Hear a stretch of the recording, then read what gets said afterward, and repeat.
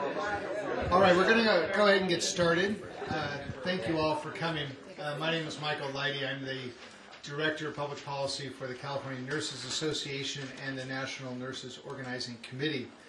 We have this press conference in support of H.R. 676 today with a distinguished group of nurses, doctors, patients, and also other organizational supporters of H.R. 676. So it'll be my pleasure to MC this press conference. I'm going to start with Deborah Berger, who is the president of the California Nurses Association and National Nurses Organizing Committee. Deborah has been a registered nurse at Kaiser Permanente in California for 35 years. She is a diabetes case manager and knows firsthand as a leader of nurses nationally and as a direct care nurse herself what this health system needs and what the current policy debate lacks. Deborah Berger.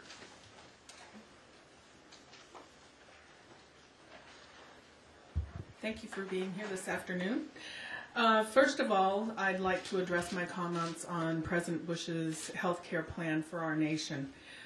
The California Nurses Association, the NNOC, and registered nurses in our nation believe that a tax code change, any kind of tax code change, should not substitute for a national health care plan for our nation.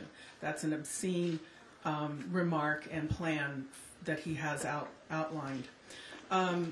Under Bush's plan, what this does is gives more tax breaks to the already wealthy who have had more than their fair share of tax breaks.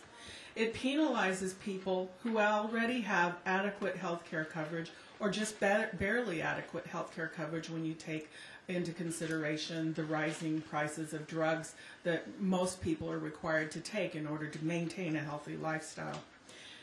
We're concerned because we believe under the Bush's plan it will encourage patients to delay preventative care, which nurses know already helps prevent further injury, trauma, and an unhealthy lifestyle.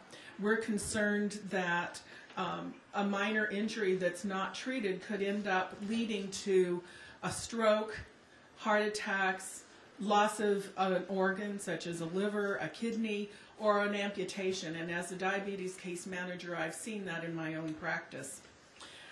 We're concerned because Bush's plan will take currently $1 that's already going to public health care and diverting that to the insurance industry, resulting in a 30% loss of that dollar immediately and providing no further real true coverage.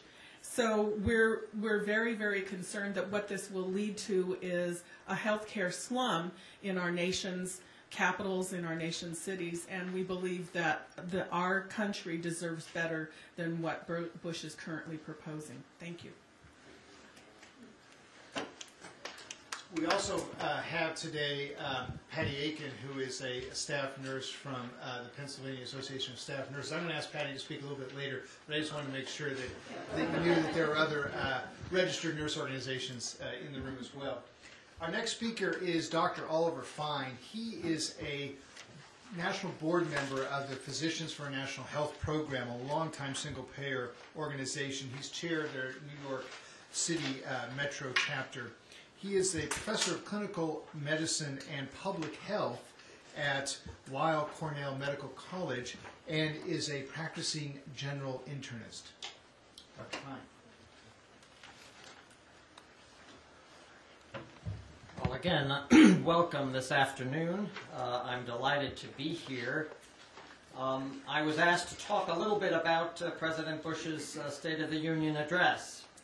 Last night, President Bush, in his State of the Union address, took an old proposal, capping tax-free benefits for health care. This was a proposal that President Reagan tried in 1986, and coupled it with a new proposal to provide tax deductions to individuals who buy private health insurance. Well, what's wrong with these proposals? One, the Bush plan does not help very many people. Two, the Bush plan gives the biggest tax breaks to the wealthiest people. Three, the Bush plan takes money away from the sick with chronic illnesses, and 4, the Bush plan relies entirely on private health insurance. Let me dilate briefly on each of these points. First, the Bush plan does not help very many people.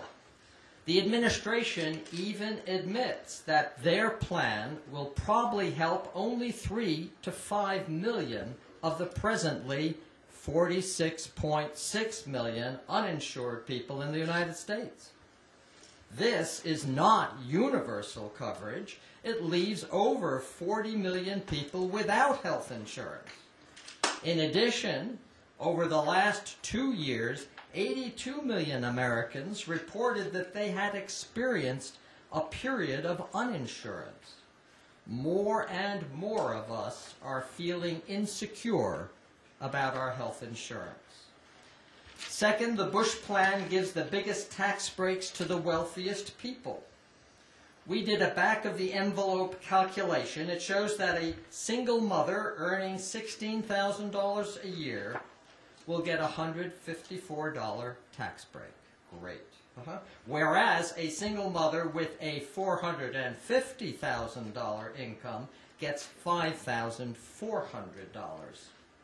The Bush plan is outrageously unfair. It favors the wealthy over the middle class.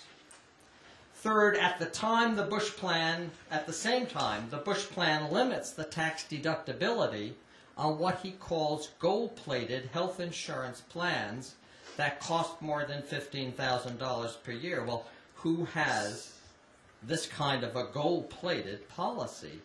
Predominantly people with chronic illnesses who work in small businesses or are self-employed.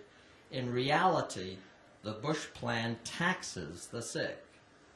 Finally, the Bush plan relies on deductions to buy private health insurance. But solutions based on increasing our reliance on private health insurance companies are bound to fail. Insurance companies take money out of patient care and put it into marketing, bill collectors, claim deniers, and inflated CEO salaries. Insurance companies limit patients' choice of doctor and hospital and add cost without adding value to our healthcare system. We physicians have an ethical obligation to our patients. An insurance company's primary obligation is to its shareholders. The Bush plan is not only completely inadequate, it is morally repugnant. It favors the rich over the poor and uninsured. It taxes the sick and chronically ill. It props up private health insurance industry whose primary obligation is to its shareholders. We need a national health insurance program that is publicly funded like the Medicare program, not more of the same old market-based solutions that depend on private health insurance. We need to take the Medicare program, which is now limited to the elderly and the disabled, improve it, and make it available to everyone. We need John Conyers 676. In addition, we need to forge the political will to create a system that can really guarantee everyone in this country secure, comprehensive, quality health care. Physicians have a special responsibility to stand up for such a system. We owe it to our patients. We are committed to joining with others, with nurses, with patients, with civic groups, unions, businesses, religious organizations, anyone who is willing to take action for real health care reform, by writing to Congress, by visiting our representatives, by participating in all forms of direct action. The time has come for health care for all. Thank you very much. Thank you, Dr. Fine.